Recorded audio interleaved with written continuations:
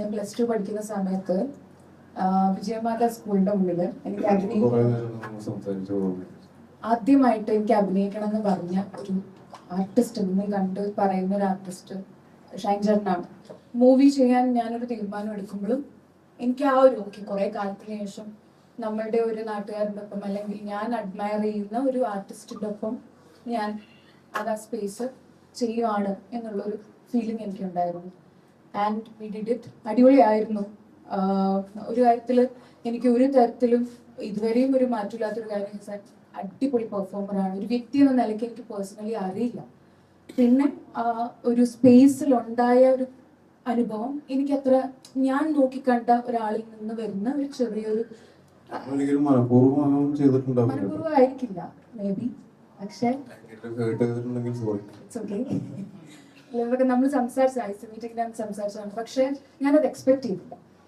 ഞാനും അങ്ങനെ എക്സെപ്റ്റ് ചെയ്തില്ല. അപ്പോ അത് കേട്ടാവും. കാരണം നമ്മള് ഓരോ നിമിഷവും മൂവിയിലും മാത്രമല്ല, ആളുകളെ എന്റർടൈൻ ചെയ്യിപ്പിക്കാനായിട്ടുള്ള ഫൺ രീതിയിലുള്ള സംസാരങ്ങൾ ചിലപ്പോ ലൂസ് ടോക്ക് പോലെ മറ്റുള്ളവരെ ഹേർട്ട് ചെയ്യുന്നത് നമ്മൾ പലപ്പോഴും അറിയാറില്ല. എല്ലാവരും ഒരേപോലെ ഇല്ലല്ലോ. ഇപ്പോ കാണുന്നതും അല്ലെങ്കിൽ ഒരു ആശയങ്ങളും ഒന്നും എല്ലാം വ്യത്യസ്തമാണ് എല്ലാവർക്കും. അപ്പോൾ അതിലുള്ള വ്യത്യസ്തത നമ്മള് അല്ലെങ്കിൽ അതേപോലെ ഒരു കാര്യം കേൾക്കുമ്പോൾ 5 പേരും 5 രീതിയിലാണ് എടുക്കുന്നത്. എല്ലാവർക്കും അത് എൻജോയബിൾ ആയിരിക്കില്ല. അത് പലപ്പോഴും എനിക്ക് മനസ്സിലായിരുന്നില്ല. അങ്ങനെ എന്റെ ഭാഗത്ത് എന്തെങ്കിലും ഹേർട്ടായിട്ടുണ്ടെങ്കിൽ സോറി.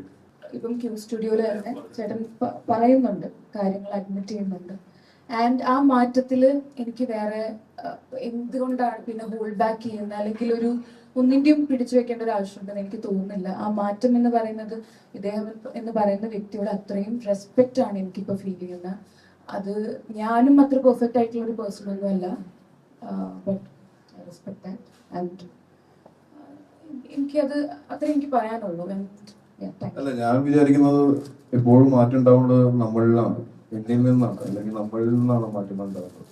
നമ്മൾ ക്ലിയർ ചെയ്തിട്ട് എന്തെങ്കിലും മുന്നോട്ട് പോകാനുണ്ടെങ്കിൽ അത് ക്ലിയർ ചെയ്ത് മുന്നോട്ട് പോകാൻ നമുക്ക് അവസരം തന്നിട്ടുണ്ട് ഈ ജീവിതത്തിൽ. ആ അവസരം കിട്ടുന്ന സമയത്ത് നമ്മൾ ഉപയോഗിക്കുക.